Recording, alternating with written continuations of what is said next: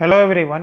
તો આજના વિડિયો લેક્ચરની અંદર આપણે ડિપ્લોમા સિવિલ એન્જિનિયરિંગના 5મા સેમેસ્ટરની અંદર આવતો સબ્જેક્ટ એટલે કે એડવાન્સ કન્સ્ટ્રક્શન ટેકનોલોજી અને આ એડવાન્સ કન્સ્ટ્રક્શન ટેકનોલોજી અથવા તો એસીટીના જીટીયુના સિલેબસ અનુસારનો એક યુનિટ એટલે કે ડીપ એસ્કેવેશન અને આ ડીપ એસ્કેવેશન યુનિટની અંદર આવતો એક મહત્વનો ટોપિક એટલે કે ટિમ્બરિંગ ઇન ટ્રેન્ચીસ એની ઉપર આજના લેક્ચરની અંદર આપણે ડિસ્કશન કરવાના છીએ।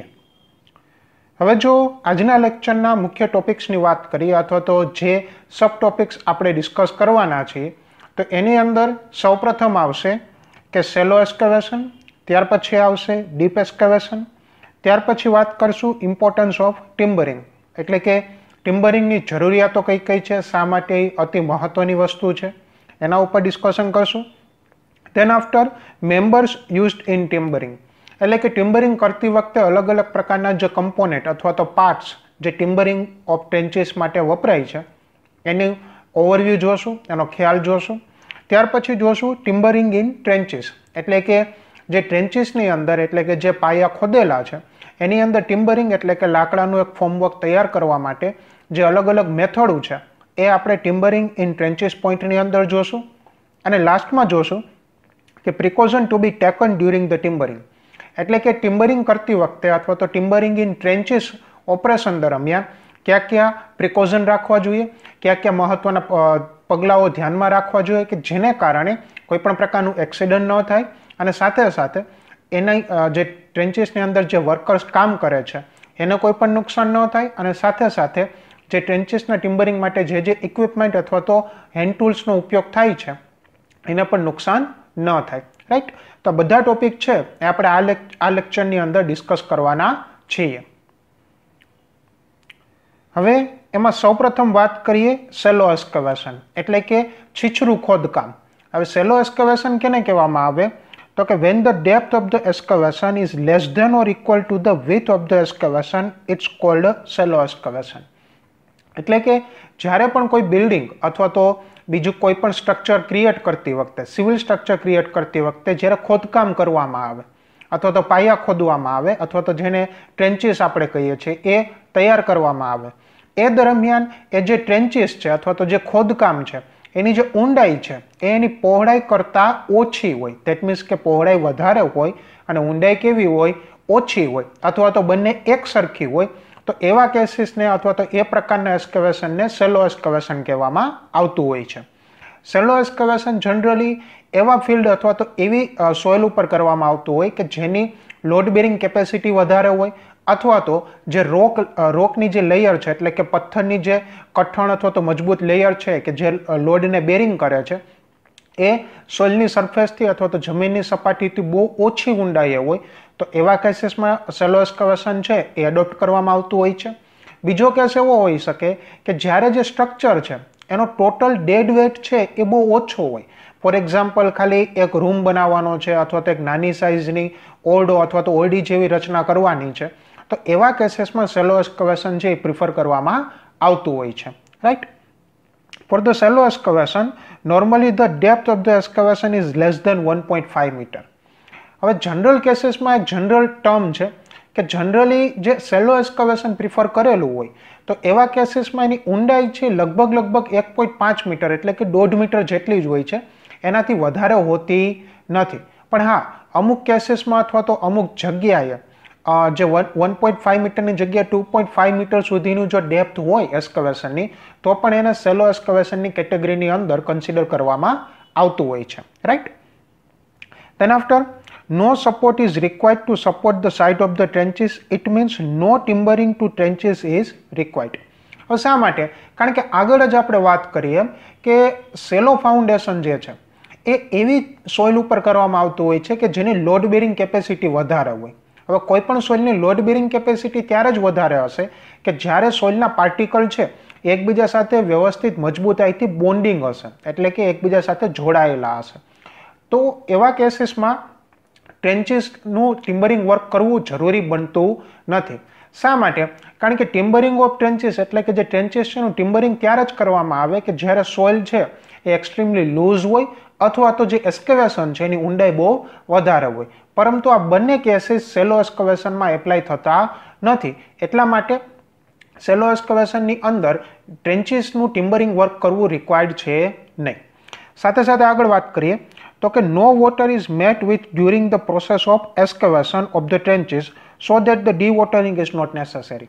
બિકોઝ સેલો એસ્કેવેશન જે છે એની ઊંડાઈ ઓછી છે, તો એવા સમયે શું થશે કે એક તો એની ઊંડાઈ ઓછી છે, તો એને કારણે જે ગ્રાઉન્ડ વોટર છે એ જે ટ્રેન્ચીસ તૈયાર કરેલી છે એની અંદર ભેગું અથવા તો કલેક્ટ થશે નહીં. તો એવા કેસીસમાં ધેટ મીન્સ કે સેલો એસ્કેવેશનમાં ડીવોટરિંગ કરવું પણ જરૂરી બનતું નથી. ડીવોટરિંગનો મિનિંગ થાય છે કે જ્યારે પણ તમે કોઈ ટ્રેન્ચીસ તૈયાર કરી છે એની અંદર ગ્રાઉન્ડ વોટર એટલે કે જે સોઇલ છે એની અંદરનું જે પાણી છે એ બધું ટ્રેન્ચીસની અંદર ભેગું થઈ જાય, તો એ પાણી દૂર કરવાની જે પ્રક્રિયા છે એને શું કહેવામાં આવતું હોય છે? ડીવોટરિંગ કહેવામાં આવતું હોય છે. રાઈટ. તો આ એક સેલો એસ્કેવેશનના અમુક પ્રોપર્ટીઝ કહી શકો અથવા તો અમુક ક્રાઇટેરિયા આપણે જોઈએ. ત્યાર પછી હવે આગળ વાત કરીએ ડીપ એસ્કેવેશન. રાઈટ. તો કે when the depth of the excavation is more than to the width of the excavation, it's called a deep excavation. સેલો એસ્કેવેશન થી એકદમ ઉલટું કે જ્યારે કોઈ પણ એસ્કેવેશન કરેલું છે એની ઊંડાઈ છે એ એની પહોળાઈ કરતાં વધારે હોય, ધેટ મીન્સ કે પહોળાઈ ઓછી હોય અને ઊંડાઈ કેવી હોય? વધારે હોય, તો એ કેસીસને કયો કેસ કહેવામાં આવે? ડીપ એસ્કેવેશન કહેવામાં આવે છે. હવે ડીપ એસ્કેવેશન પાછું સેલો એસ્કેવેશનથી એક્ઝેક્ટ ઓપોઝિટ. સપોઝ કે કોઈ સોઇલ છે અને લોડ બેરિંગ કેપેસિટી બહુ ઓછી છે, ફોર એક્ઝામ્પલ લૂઝ સોઇલ છે, રેતાળ જમીન છે, તો એવા કેસીસની અંદર ડીપ એસ્કેવેશન પ્રિફર કરવામાં આવતું હોય છે. શા માટે? કારણ કે આ પ્રકારની જે સોઇલ હોય છે એની અંદર જે હાર્ડ રોક લેયર હોય છે અથવા તો જે કઠણ જમીન છે એ જમીનની સપાટીથી બહુ ઊંડાઈ આવેલી હોય છે, તો ત્યાં સુધી ફાઉન્ડેશનને પહોંચાડવા માટે ડીપ એસ્કેવેશન પ્રિફર કરવામાં આવતું હોય છે. બીજો કેસ ત્યારે હોય કે જ્યારે સપોઝ કે સોઇલની લોડ બેરિંગ કેપેસિટી વધારે છે પરંતુ જે સ્ટ્રક્ચર છે એ સ્ટ્રક્ચરનો લોડ ડેડ વેઇટ સ્ટ્રક્ચરનો પોતાનો વજન જ બહુ વધારે હોય, તો એવા કેસીસમાં ડીપ એસ્કેવેશન છે એ પ્રિફર કરવામાં આવતું હોય છે. રાઈટ. હવે જો ડીપ એસ્કેવેશનની વાત કરીએ તો જનરલ કેસીસની અંદર જો ઊંડાઈ કોઈ પણ એસ્કેવેશનની 1.5 મીટર કરતાં વધારે હોય, એટલે લગભગ 4.5 થી 5 ફૂટ કરતાં વધારે હોય, તો એવા કેસીસમાં જે એસ્કેવેશન છે એને ડીપ એસ્કેવેશનની કેટેગરીની અંદર એડ કરવામાં આવતું હોય છે. રાઈટ. તેના આફ્ટર વાત કરીએ કે timbering to trenches is required to support the side of the trenches. હવે આગળ જ આપણે આ ડીપ એસ્કેવેશનની એક બેસિક થંબ રૂલની અંદર વાત કરી કે ડીપ એસ્કેવેશન છે એ કેવા કેસીસમાં એપ્લાય થાય કે જ્યારે સોઇલ લૂઝ હોય અથવા તો સોઇલની લોડ બેરિંગ કેપેસિટી ઓછી હોય. તો આવા કેસીસમાં અથવા તો આ પ્રકારની સોઇલમાં શું થશે કે સોઇલના જે પાર્ટિકલ છે એ એકબીજા સાથે વ્યવસ્થિત રીતે બોન્ડિંગ થશે નહીં. તો એને કારણે શું થશે કે જે ટ્રેન્ચિંગ કરેલું છે અથવા તો જે ટ્રેન્ચીસ તૈયાર કરેલી છે એમાં લૂઝ સોઇલ છે એ ટ્રેન્ચીસની અંદર દાખલ થશે અને જે એની ટોટલ ઊંડાઈ છે એને ઓછી કરી નાખશે. તો એવા કેસીસમાં હવે લૂઝ સોઇલને હેન્ડલ કરવા માટે ટિમ્બરિંગ વર્ક છે ડીપ એસ્કેવેશનમાં જરૂરી બની જતું હોય છે. રાઈટ. ત્યાર પછી વાત કરીએ કે ડીવોટરિંગ ઇઝ રિક્વાયર્ડ. હવે શા માટે ડીવોટરિંગ જરૂરી છે? તો કે due to the deep excavation it is chances that the ground water may come inside the trenches. હવે આપણને બધાને ખબર છે કે જ્યારે એસ્કેવેશન બહુ ઊંડાઈ સુધી જશે એટલે કે 1.5 મીટર કે 2.5 મીટર કરતાં પણ વધારે ઊંડું જશે, તો ત્યારે શું થશે કે જે ગ્રાઉન્ડ વોટર છે, જે સોઇલનું પોતાનું પાણી છે એ ટ્રેન્ચીસની અંદર ભેગું થઈ જતું હોય છે. તો ત્યારે એ ટ્રેન્ચીસની અંદર કન્સ્ટ્રક્શન વર્ક કરવું અથવા તો ફાઉન્ડેશન વર્ક કરવું ડિફિકલ્ટ થતું હોય છે. તો એવા કેસીસમાં એમાંથી પાણી બહાર કાઢવું જરૂરી બની જાય. ધેટ મીન્સ કે એ ટ્રેન્ચીસનું ડીવોટરિંગ છે એ જરૂરી થતું હોય છે. ધેટ મીન્સ કે ટ્રેન્ચીસ છે એનું ટિમ્બરિંગ વર્ક અને ટ્રેન્ચીસનું ડીવોટરિંગ એ બંને ડીપ એસ્કેવેશન માટે જરૂરી છે, સેલો એસ્કેવેશન માટે જરૂરી હોતા નથી. રાઈટ. હવે અમે આગળ વાત કરીએ તો કે ઇમ્પોર્ટન્સ ઓફ ટિમ્બરિંગ, એટલે કે આપણે આગળ વાત કરીએ એમ કે ભાઈ ડીપ એસ્કેવેશનમાં ટિમ્બરિંગનું જે ટિમ્બરિંગ છે ટ્રેન્ચીસનું એ કરવું જરૂરી બની જતું હોય, તો શા માટે મહત્વનું બની જાય છે? શા માટે ડીપ એસ્કેવેશનની અંદર જે ટિમ્બરિંગ છે ટ્રેન્ચીસનું એ કરવું જરૂરી બની જાય અથવા તેનું મહત્વ શું છે? તો એ જોઈએ તો કે it is clear that the height of the deep excavation will entirely depend on the type of soil. હવે આગળ આપણે ડીપ એક્સ્કેવેશનના પોર્શનમાં જોયું કે જ્યારે સોઇલ છે એની લોડ બેરિંગ કેપેસિટી ઓછી હોય, અથવા તો બીજો કેસ એવો હોય કે જ્યારે સોઇલની લોડ બેરિંગ કેપેસિટી વધારે છે પરંતુ જે સ્ટ્રક્ચર છે એનો પોતાનો ડેડ વેઇટ વધારે છે, એટલે કે સ્ટ્રક્ચરનું પોતાનું વજન વધારે છે. તો આ બંને કેસીસમાં બંને એકબીજાથી અલગ અલગ છે. ફર્સ્ટ કેસ કેવો હતો કે જ્યારે સોઇલ છે એની લોડ બેરિંગ કેપેસિટી ઓછી છે, સોઇલ છે લૂઝ નેચરની છે, પણ જો સ્ટ્રક્ચરનો ડેડ વેઇટ ઓછો છે તો પણ ડીપ એક્સ્કેવેશન જરૂરી બની જાય છે. દેટ મીન્સ કે લોડ બેરિંગ કેપેસિટી ઓછી અને સ્ટ્રક્ચરનો ડેડ વેઇટ પણ ઓછો તો પણ ડીપ એક્સ્કેવેશન જરૂરી છે. અને બીજો કેસ એવો છે કે જ્યારે લોડ બેરિંગ કેપેસિટી વધારે છે પણ એની સામે સામે સ્ટ્રક્ચરનું જે પોતાનો ડેડ વેઇટ છે એ પણ વધારે છે તો પણ ડીપ એક્સ્કેવેશન છે પ્રિફર કરવામાં આવતું હોય છે. દેટ મીન્સ કે માત્ર ને માત્ર કયા પ્રકારની સોઇલ છે એના આધારે જ ડીપ એક્સ્કેવેશનની ડેપ્થ નક્કી થતી નથી. એ સ્ટ્રક્ચરના પોતાના ડેડ વેઇટ ઉપર પણ આધાર રાખતી હોય છે. રાઈટ. હવે એમાં આગળ જોઈએ કે if the soil is firm and hard then the height of the deep excavation is less, and on the other hand if the soil is soft and loose the height of the deep excavation is more. એટલે કે આમાં જે પહેલો case છે કે જ્યારે soil છે એ મજબૂત છે, કઠણ છે, તો એવા કેસીસમાં જે ડીપ એક્સ્કેવેશનની જે હાઇટ છે એ ઓછી રાખવામાં આવે. પણ તો પણ ડીપ એક્સ્કેવેશન શા માટે પ્રિફર કરવું પડ્યું? તો કે અગેન સ્ટ્રક્ચરનો ડેડ વેઇટ છે એ કેવો છે? વધારે છે. તો સ્ટ્રક્ચરનો ડેડ વેઇટ વધારે છે અને સોઇલની લોડ બેરિંગ કેપેસિટી અથવા તો સોઇલ કેવી છે? કઠણ છે. તો પણ તમારે ડીપ એક્સ્કેવેશન કરવું પડ્યું. પણ આ કેસીસમાં ડીપ એક્સ્કેવેશનની જે ડેપ્થ છે એ કેવી રહેશે? ઓછી રહેશે. જ્યારે બીજો કેસ એવો છે કે સોઇલ સોફ્ટ છે અને લૂઝ છે, તો એવા કેસીસમાં શું થશે કે સોઇલ સોફ્ટ છે, લૂઝ છે, તો તમારે જે એક્સ્કેવેશનની જે ડેપ્થ છે એ કેવી કરવી પડતી છે? વધારે કરવી પડે. બિકોઝ સોઇલની લોડ બેરિંગ કેપેસિટી ઓછી છે, એટલા માટે જે ફાઉન્ડેશન છે એને ઊંડાઈ સુધી લઈ જવું જરૂરી બની જતું હોય છે. Right. In case of soft and loose soil timbering to the trenches is necessary to prevent the collapse of the side of the trenches. આપણે આગળ વાત કરીએ કે જ્યારે સોઇલ જે લૂઝ છે તો એવા કેસીસમાં ટિમ્બરિંગ વર્ક જરૂરી બની જાય. શા માટે? જો સોઇલ લૂઝ હોય, ટિમ્બરિંગ વર્ક ન કર્યું હોય તો જે ટ્રેન્ચીસ છે એની જે સાઇડ છે એ કોલેપ્સ થઈ જાય છે. બિકોઝ કારણ કે જ્યારે ટ્રેન્ચીસ તૈયાર કરવામાં આવે ત્યારે જેની સાઇડ છે એ જો ટિમ્બરિંગ વર્ક એપ્લાય નથી કર્યું તો એ માત્ર ને માત્ર સોઇલના પોતાના પાર્ટિકલની બોન્ડિંગ કેપેસિટીના કારણે જ ટ્રેન્ચીસની જે વોલ છે એ સ્ટેડી રહેશે. પણ એ લોસ સોઇલમાં અંદર એ બોન્ડિંગ કેપેસિટી ઓછી હોય એટલા માટે કોલેપ્સ થવાની ચાન્સીસ વધી જતા હોય છે. તો એને કારણે ટિમ્બરિંગ વર્ક જરૂરી બની જતું હોય છે. રાઈટ. હવે અધર જો એના ઇમ્પોર્ટન્સ જોઈએ આપણે ટિમ્બરિંગ ઓફ ટ્રેન્ચીસના, તો પહેલાં for the safety of excavating labours, એટલે કે જે લેબર્સ છે કે જે ટ્રેન્ચીસની અંદર કામ કરે છે અથવા તો એક્સ્કેવેશન વર્ક કરે છે એની સેફ્ટી માટે જરૂરી બની જતું હોય છે. બિકોઝ જો ટ્રેન્ચીસ કોલેપ્સ થાય તો એ એક્સિડન્ટ ક્રિએટ કરે અને જે સોઇલ છે એની અંદર આ જે લેબર્સ જે કામ કરે છે એ દટાઈ જાય તો એના કારણે એક એક્સિડન્ટ અથવા તો મેજર હેલ્થ ઇસ્યુ ક્રિએટ થતો હોય છે. રાઈટ.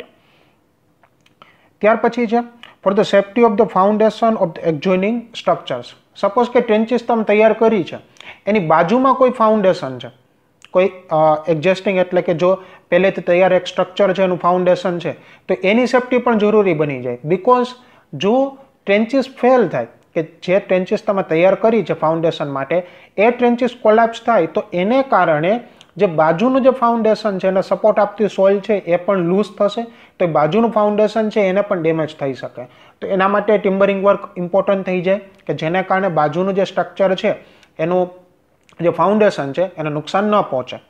ત્યાર પછી છે for the safety of the people and traffic passing near the excavation. હવે સપોઝ કે કોઈ એક્સ્કેવેશન કર્યું છે એ ક્રાઉડેડ એરિયામાં છે, હાઈલી ટ્રાફિકવાળા એરિયામાં છે, તો એવા કેસીસમાં પણ સપોઝ કે બાજુમાંથી કોઈ રોડ નીકળે છે અથવા તો રેલ રોડ નીકળે છે, તો એવા કેસીસમાં એની સેફ્ટી માટે પણ ટિમ્બરિંગ વર્ક છે ટ્રેન્ચીસનું એ જરૂરી બની જતું હોય છે. Right. Then after, for the safety of the public service line like telephone cable, water supply line, electric cables, drainage line, etc. હવે આપણને બધાને ખબર છે કે આ બધી લાઇન્સ છે એ મોડર્ન સિટીઝની અંદર અંડરગ્રાઉન્ડ હોય છે. દેટ મીન્સ કે જમીનની સરફેસથી નીચેની સાઈડ કરેલી હોય છે. હવે સપોઝ કે કોઈ ટ્રેન્ચીસ વર્કની બાજુમાં કોઈ વોટર સપ્લાય લાઇન નીકળે છે, અથવા તો કોઈ ઇલેક્ટ્રિક લાઇન નીકળે છે, અથવા તો સિવેજની લાઇન નીકળે છે, તો જો એ ટ્રેન્ચીસ કોલેપ્સ થશે, ટ્રેન્ચીસ પડી જશે, તો એને કારણે બાજુમાંથી જે લાઇન્સ નીકળે છે એને ડેમેજ થશે, અને એને કારણે શું થશે કે અલ્ટિમેટલી જે એક્ઝિસ્ટિંગ સ્ટ્રક્ચર છે, એટલે કે જે સ્ટ્રક્ચર પહેલેથી તૈયાર કરવું છે એને નુકસાન થશે, અને સાથે સાથે જે સ્ટ્રક્ચર તમે તૈયાર કરવા માંગો છો એની પ્રોસેસમાં પણ ડીલે થશે.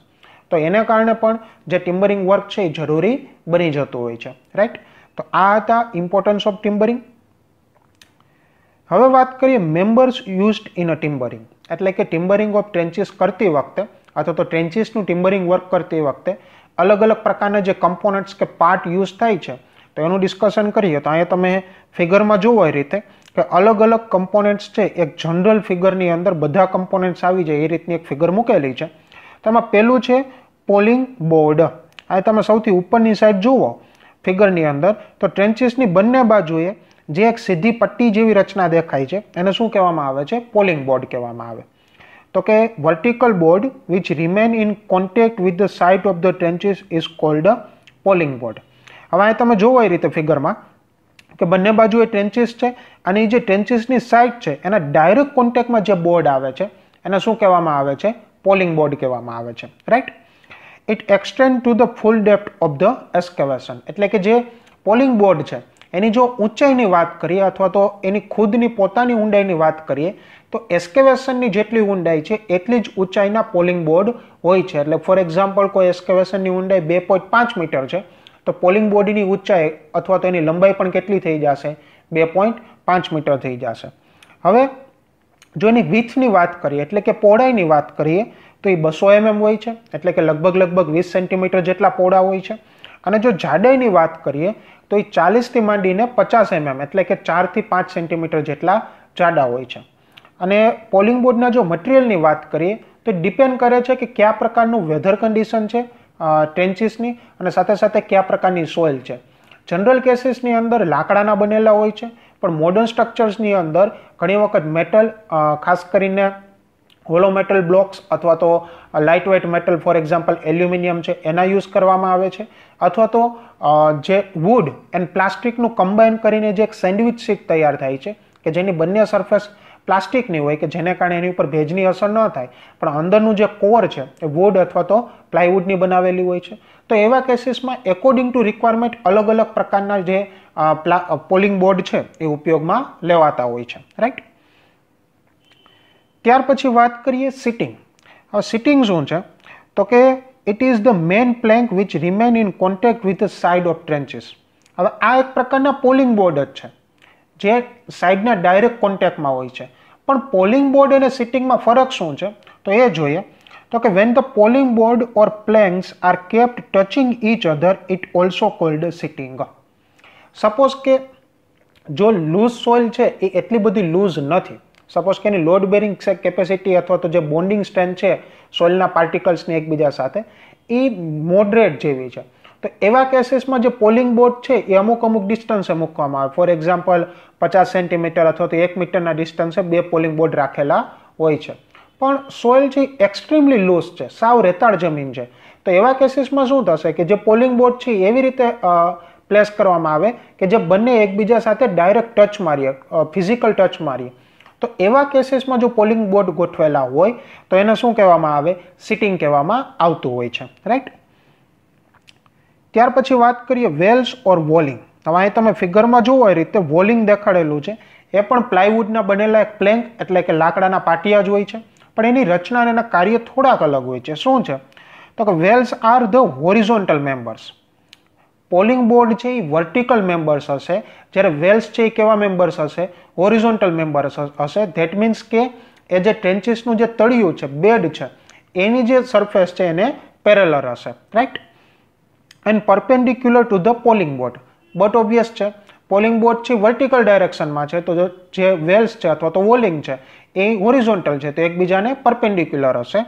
Which transfer the load from the sitting to the strut.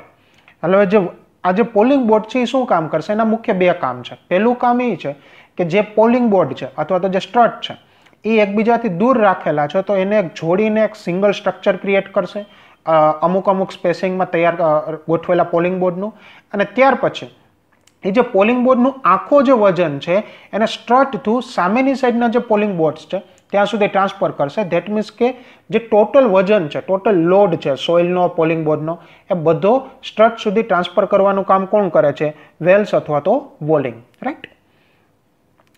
ત્યાર પછી વાત કરીએ સ્ટ્રટ. તો સ્ટ્રટ શું છે કે the horizontal member of timber which maintain the fixed distance between the polling board or wells is called a strut. હવે તમે ફિગરમાં જુઓ એ રીતે સ્ટ્રટ છે પાછા હોરિઝોન્ટલ મેમ્બર છે, પણ એ જે વોલિંગ છે એની 90 ડિગ્રી હશે હોરિઝોન્ટલ, પણ વોલિંગ અને સ્ટ્રટ વચ્ચેનું એંગલ કેટલા ડિગ્રી હશે? 90 ડિગ્રી હશે. અને એ શું કામ કરશે કે જે બંને સામે સામેની બાજુના જે પોલિંગ બોર્ડ છે એની વચ્ચે ફિક્સ ડિસ્ટન્સ ક્રિએટ કરશે, અને સાથે સાથે એ વચ્ચે એવી રીતે ફિક્સ કરશે કે જેને કારણે બંને જે પોલિંગ બોર્ડ છે એકબીજાથી ઓપોઝિટ ડાયરેક્શનમાં ફોર્સ લાગે અથવા તો એકબીજાને સામે સામે ફોર્સ લગાડે, જેને કારણે બંનેનો ફોર્સ ઇક્વલ થશે અને બંને સ્ટેડી ફોર્મમાં રહેશે, રાઈટ. ત્યાર પછી વાત કરીએ બ્રેઝિંગ. બ્રેઝિંગ શું છે કે the diagonal piece of timber use to give the rigidity to the framework is known as a bracing. હવે અહીં તમે ફિગરમાં જુઓ એ રીતે બે હોરિઝોન્ટલ સ્ટ્રટ છે એને ક્રોસમાં એટલે કે ડાયગોનલ વિકર્ણની ડાયરેક્શનમાં બે પાછા લાકડાના પ્લેન્ક અથવા તો સ્ટડ જેવી રચના લગાડેલી હોય છે. એ શું કામ કરશે કે વધારાની એક્સ્ટ્રા રિજિડિટી, એક્સ્ટ્રા સપોર્ટ આપશે, રાઈટ. ત્યાર પછી વાત કરીએ રનર્સ. હવે રનર્સનું કાર્ય શું છે કે જ્યારે સોઇલ છે એક્સ્ટ્રીમલી લૂઝ છે, સોઇલ કેવી છે? એકદમ લૂઝ છે, સાવ રેતાળ જમીન છે, તો એવા કેસીસમાં શું થાય તો કે in the case of very soft soil, iron shoes are fitted at the lower end of the polling board and polling board are driven into the ground by 30 to 40 centimeter below the bottom of the trenches. Such of the polling board are called runners. હવે polling board છે પણ જ્યારે soil extremely કેવી છે? Loose છે, બહુ રેતાળ છે, તો શું થશે કે જે લાકડાના કે પ્લાયવુડના પોલિંગ બોર્ડ છે એના નીચેના ભાગે મેટલના શૂ આપેલા હશે. ધેટ મીન્સ કે ધારદાર દાંત જેવી રચના હોય છે. એના કારણે શું થશે કે જે પોલિંગ બોર્ડ છે જમીનની અંદર 30 થી 40 સેન્ટીમીટર સુધી જમીનની અંદર દાખલ થશે અને દટાઈ જશે, અને તેને કારણે શું થશે કે જે સોઇલ છે એ લૂઝ નહીં રહે અને જે આ પ્રકારની લૂઝ સોઇલ છે એને વધારાનો સપોર્ટ પ્રોવાઈડ કરશે, રાઈટ. તો આ પ્રકારના જે પોલિંગ બોર્ડ્સ છે અથવા તો મેટલના શૂવાળા પોલિંગ બોર્ડ્સ છે જેને એને શું કહેવામાં આવશે? રનર્સ કહેવામાં આવશે. પણ યાદ રાખવાનું, રનર્સ એક્સ્ટ્રીમલી લૂઝ સોઇલ માટે જ એપ્લાય થાય છે, રાઈટ. તો આ હતા અલગ અલગ કમ્પોનેન્ટ કે જે ટિમ્બરિંગ ઓફ ટ્રેન્ચીસ કરતી વખતે યુઝ કરવામાં આવે છે. હવે વાત કરીએ ટિમ્બરિંગ ઇન ટ્રેન્ચીસ. ધેટ મીન્સ કે ટ્રેન્ચીસનું ટિમ્બરિંગ વર્ક કરવાની અલગ અલગ મેથડો. હવે આપણને બધાને ખબર છે કે when the depth of the trenches is large or when the subsoil is loose, the side of the trenches may cave in. This problem may be solved by methoding of trenches. એટલે કે જ્યારે એક્સ્કેવેશનની ઊંડાઈ વધારે હોય અથવા તો loose soil હોય તો એવા કેસીસમાં છે એ ટિમ્બરિંગ વર્ક કરવું જરૂરી બની જતું હોય છે જે ટ્રેન્ચીસનું. ઘણી વખત આને સોરિંગથી પણ ઓળખવામાં આવે છે. ધેટ મીન્સ કે ટિમ્બરિંગ ઓફ ટ્રેન્ચીસ અથવા તો એનો જે એક વર્ડ છે એને શું કહેવામાં આવે? સોરિંગ. તો બંનેના મિનિંગ કેવા થશે? એક સરખા થશે. એની મુખ્યત્વે 5 મેથડો છે.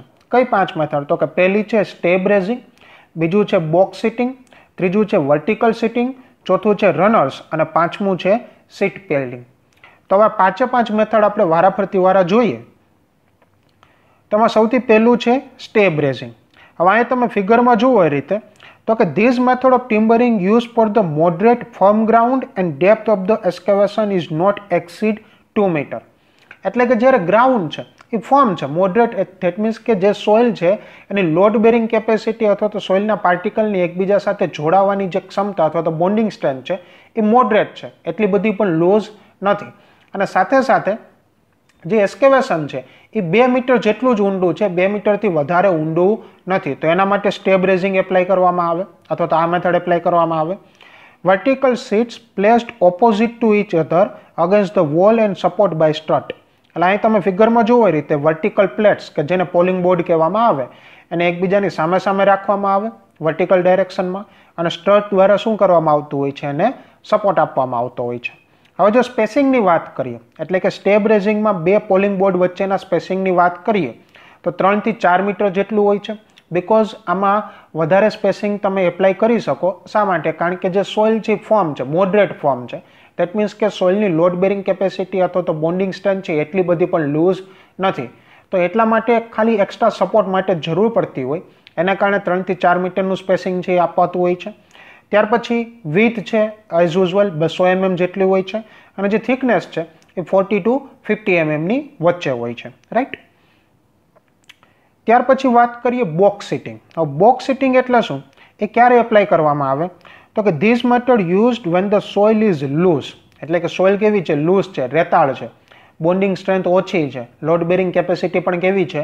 ઓછી છે, and the depth of the excavation is not exceed to 4 metre.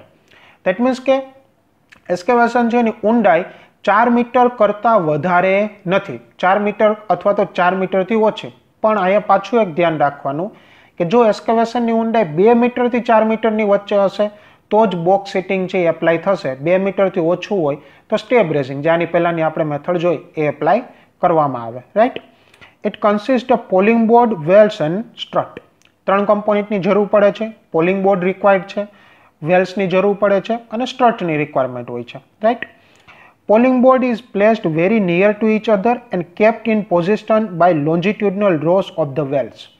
હવે આ શું છે કે જે સ્ટેપ રેઝિંગમાં જે સ્પેસિંગ હતું 3 થી 4 મીટરનું, એના કરતાં બોક્સ સિટિંગની અંદર 2 પોલિંગ બોર્ડ વચ્ચેનું જે સ્પેસિંગ છે ઓછું હશે.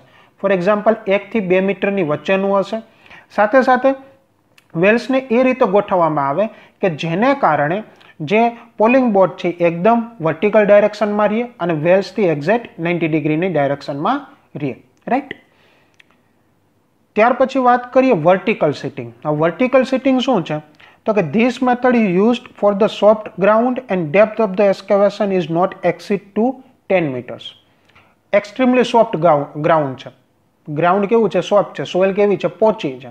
અને બીજો કેસ ક્યારે હોય કે જ્યારે એક્સ્કેવેશનની જે ડેપ્થ છે એ 10 મીટરથી વધારે નથી, તો એના કેસીસમાં જોઈએ તો વર્ટિકલ બ્રેસિંગ, ધેટ મીન્સ કે 4 મીટરથી માંડીને 10 મીટર વચ્ચેનું એક્સ્કેવેશન કરવાનું છે. ધેટ મીન્સ કે એક્સ્કેવેશનની ડેપ્થ છે એ 4 મીટરથી માંડીને 10 મીટરની વચ્ચે છે, તો વર્ટિકલ સિટિંગ એપ્લાય થશે. This same as a box sheeting, એટલે કે બોક્સ સિટિંગ જેવી જ રચના છે. ધેટ મીન્સ કે પોલિંગ બોર્ડ વચ્ચેનું સ્પેસિંગ લઈ લ્યો, વેલ્સની પોઝિશન લઈ લ્યો, સ્ટ્રટ જોઈ લ્યો, બ્રેસિંગની પોઝિશન જોઈ લ્યો, બધું કેવું છે? બોક્સ સિટિંગ જેવું જ હોય છે. But excavation carried out in the stage and after each stage offset is provide. હવે બટ ઓબ્વિયસ છે કે બોક્સ સિટિંગ કરતાં એક્સ્કેવેશનની ડેપ્થ કેવી છે? વધારે છે. તો એના કારણે શું થશે કે તમારે કન્ટિન્યુ જે એક્સ્કેવેશન વર્ક કરવું થોડુંક ડિફિકલ્ટ થઈ જાય. તો આ કેસની અંદર શું થશે કે પહેલાં આખું જે ટોટલ એક્સ્કેવેશનની ડેપ્થ છે એમાં શરૂઆતના થોડા ભાગનું એક્સ્કેવેશન થશે, ત્યાર પછી એનું ટિમ્બરિંગ કરવામાં આવશે. ત્યાર પછી એક વખત ઉપરનો પોર્ઝન કમ્પ્લીટ થઈ જાય ત્યાર પછી જ નીચેના પોર્ઝનનું એક્સ્કેવેશન કરવામાં આવશે. પરંતુ જે પહેલો પોર્ઝન હતો એની જે પહોળાઈ હતી એના કરતાં બીજા સેકન્ડ પોર્ઝનની જે પહોળાઈ છે એ ઓછી રાખવામાં આવશે. ધેટ મીન્સ કે બંને જે ટ્રેન્ચીસની સાઇડ છે એનાથી અંદરની બાજુએ થોડો ઘણો ઓફસેટ આપવામાં આવશે. હવે જો સ્ટેજની લિમિટ જોઈએ તો 3 મીટરની થશે. હવે એક એક્ઝામ્પલ તરીકે લઈએ કે ફોર એક્ઝામ્પલ ટોટલ એક્સ્કેવેશનની ડેપ્થ 9 મીટરની છે, તો પહેલાં 3 મીટરનું એક્સ્કેવેશન કરવામાં આવશે, ત્યાર પછી એનું ટિમ્બરિંગ કરવામાં આવશે, ત્યાર પછી બાકીના 3 મીટરનું એક્સ્કેવેશન કરવામાં આવશે, પણ બંને બાજુએથી થોડો ઘણો ઓફસેટ આપવામાં આવશે. હવે જો ઓફસેટની વાત કરીએ તો 25થી માંડીને 50 mmની વચ્ચે હશે. ધેટ મીન્સ કે 2.5 સેન્ટીમીટરથી માંડીને 5 સેન્ટીમીટર જેટલો બંને બાજુએથી ઓફસેટ આપશે. ધેટ મીન્સ કે જે ટ્રેન્ચીસ છે, જે સેકન્ડ સ્ટેજનું જે ટ્રેન્ચિંગ્સ છે એની જે વિથ છે એ પહેલા સ્ટેજ કરતાં 2.5 mmથી માંડીને 50 mm જેટલી ઓછી હશે, રાઈટ. તો આને વર્ટિકલ સિટિંગ કહેવામાં આવે. ધેન આફ્ટર સેકન્ડ સ્ટેજમાં પણ ફરી ફર્સ્ટ સ્ટેજ જેવી જ પ્રોસેસ રિપીટ કરવામાં આવશે. એક્સ્કેવેશન થશે, ટિમ્બરિંગ થશે અને ત્યાર પછી નેક્સ્ટ સ્ટેજ છે એ ફોલો કરવામાં આવશે, રાઈટ. ત્યાર પછી વાત કરીએ રનર્સ. રનર્સ પહેલાં જ કહી દઈએ કે રનર્સ છે એ એક્સ્ટ્રીમલી લૂઝ સોઇલ હોય. ફોર એક્ઝામ્પલ કોઈ રેગિસ્તાન, ડેઝર્ટ એરિયા છે અથવા તો રેતાળ જમીન છે, એમાં એક્સ્કેવેશન વર્ક કરવું છે તો રનર્સ એપ્લાય કરવામાં આવશે. હવે રનર્સ કઈ રીતે વર્ક કરશે? તો જનરલી સિલિન્ડ્રિકલ શેપના હોય છે, વર્ટિકલ સિટિંગ અથવા તો લોંગ વુડના બનેલા સિલિન્ડ્રિકલ શેપના હોય છે. રનર્સને પહેલાં શું કરવામાં આવશે કે શરૂઆતમાં એને જમીનની અંદર 30 થી 40 સેન્ટીમીટર જેટલા જમીનની અંદર પહેલાં હેમરની મદદથી એને જમીનની અંદર બેસાડી દેવામાં આવશે. દેટ મીન્સ કે એસ્કેવેશન વર્ક ચાલુ કર્યા પહેલાં રનર્સને અથવા તો ટિમ્બરિંગ છે એને પહેલાં બેસાડી દેવામાં આવશે. શા માટે કે સોઇલ કેવી છે, લૂઝ છે, એટલે ઇઝીલી બેસી જશે. ત્યાર પછી એક વખત ટિમ્બરિંગ થઈ જાય ત્યાર પછી એની વચ્ચેની જે સોઇલ છે એને એસ્કેવેટ કરવામાં આવશે. બાકીની ટિમ્બરિંગ મેથડની જેમ નહીં કે પહેલાં એસ્કેવેશન થશે ને પછી ટિમ્બરિંગ થશે. રનર્સના કેસમાં એક્ઝેક્ટ ઉલટું છે. પહેલાં રનર્સ બેસાડી દેવામાં આવશે અને ત્યાર પછી એસ્કેવેશન વર્ક છે એ કેરી આઉટ કરવામાં આવશે.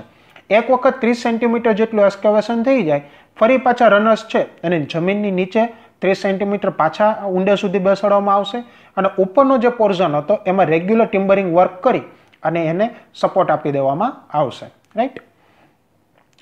ત્યાર પછી વાત કરીએ સીટ પાઇલિંગ. હવે સીટ પાઇલિંગ ધેટ મીન્સ કે હકીકતમાં ટિમ્બરિંગ નથી પણ એક પ્રકારની સીટ પાઇલ્સ જે કહીએ એને જમીનની અંદર બેસાડી અને એને ટિમ્બરિંગ જેવું વર્ક કરવા માટે આનો ઉપયોગ થતો હોય છે. આ મેથડમાં કઈ જગ્યાએ એડોપ્ટ કરવામાં આવે કે સોઇલ છે જ્યારે એક્સ્ટ્રીમલી લૂઝ અને સોફ્ટ હોય, બીજું ટ્રેન્ચીસની જે પહોળાઈ છે એ અતિશય વધારે હોય, જેના કારણે શું થશે કે નોર્મલ જે મેથડ છે ટિમ્બરિંગની એ એડોપ્ટ ન થઈ શકે. Then after depth of the excavation બહુ વધારે હોય એટલે કે એસ્કેવેશનની ઊંડાઈ પણ વધારે હોય અને પહોળાઈ પણ વધારે હોય નોર્મલ ડીપ એસ્કેવેશન કરતાં. અને સબસોઇલ વોટર લેવલ પ્રેઝન્ટ હોય. ધેટ મીન્સ કે જમીનની અંદર પાણીનું પ્રમાણ અથવા તો ગ્રાઉન્ડ વોટર છે એ બહુ ઊંચાઈ ઉપર હોય. ધેટ મીન્સ કે જમીનની સપાટીથી થોડીક જ ઊંડાઈએ અથવા તો જમીનની અંદર પાણીનું પ્રમાણ બહુ વધારે હોય તો એવા કેસીસમાં છે સીટ પેલિંગ ઉપયોગ કરવામાં આવે. ખાસ કરીને જનરલ ટર્મની અંદર વાત કરીએ કે જ્યારે લાર્જ લેટરલ ફોર્સ પડતો હોય, સોઇલને કારણે જે હોરિઝોન્ટલ ડાયરેક્શનમાં ફોર્સ પડી અતિશય વધારે હોય તો સીટ પાઇલિંગ ઉપયોગ કરવામાં આવે. નોર્મલ સીટ પાઇલ્સનો જ ઉપયોગ કરવામાં આવે પણ પાઇલ ડ્રાઇવિંગ મશીન્સનો ઉપયોગ કરી જમીનની અંદર પહેલાં સીટ પાઇલ્સને બેસાડવામાં આવે અને ત્યાર પછી જે એક પેરીફેરી અથવા તો ક્લોઝ સ્પેસ તૈયાર થાય એની અંદરથી એસ્કેવેશન વર્ક કરવામાં આવે. ધેટ મીન્સ કે રનર્સ જેવી જ રચના છે પણ આ કેસની અંદર વિથ અને જે ડેપ્થ છે એસ્કેવેશનની રનર્સની કમ્પેરમાં કેવી હોય છે, વધારે હોય છે. તો આ હતી અલગ અલગ મેથડો કેની તો કે ટિમ્બરિંગ ઓફ ટ્રેન્ચીસની. હવે વાત કરીએ કે પ્રિકોઝન. ટિમ્બરિંગનું ટ્રેન્ચીસનું ટિમ્બરિંગ વર્ક કરતી વખતે અમુક જે પ્રિકોઝન રાખવા જોઈએ તેમાં પહેલું છે કે જે સ્લીપ ઓફ અર્થ છે એ થવું જોઈએ નહીં. Slip of earth that means કે અર્થની અમુક લેયરો બનેલી હોય એની વચ્ચે ક્રેક જનરેટ થાય ને એને કારણે એ લેયરનો અમુક ભાગ છે જમીનની અંદર અથવા તો જે ટ્રેન્ચીસ છે એની અંદર કોલેપ્સ થઈ જાય. તો એ થવું ન જોઈએ. એના માટે ડે ટુ ડે જે સુપરવિઝન છે એ થવું જોઈએ અને જે જગ્યાએ જમીનની અંદર અથવા તો ટ્રેન્ચીસ વોલની અંદર જે ક્રેક વધારે પડેલા છે તે પ્રોપર એક્સ્ટ્રા ટિમ્બરિંગ વર્ક એડોપ્ટ કરવું જોઈએ. ત્યાર પછી જે સ્ટ્રટ છે એની પોઝિશન, એની રિજિડિટી અને એની fix position time to time check કરવી જોઈએ, જેને કારણે સપોઝ કે સ્ટ્રટ લૂઝ થઈ ગયા હોય તો એના કારણે જે એક્સિડન્ટ થવાના છે એ ઓછા થઈ જાય. ત્યાર પછી avoid bending and sagging of the wales of the trenches. એટલે કે જે વેલ્સ છે એનું બેન્ડિંગ અથવા તો એનું બેન્ડિંગ છે એ થવું જોઈએ નહીં. ત્યાર પછી moment of timbering should be monitored carefully and avoid the same.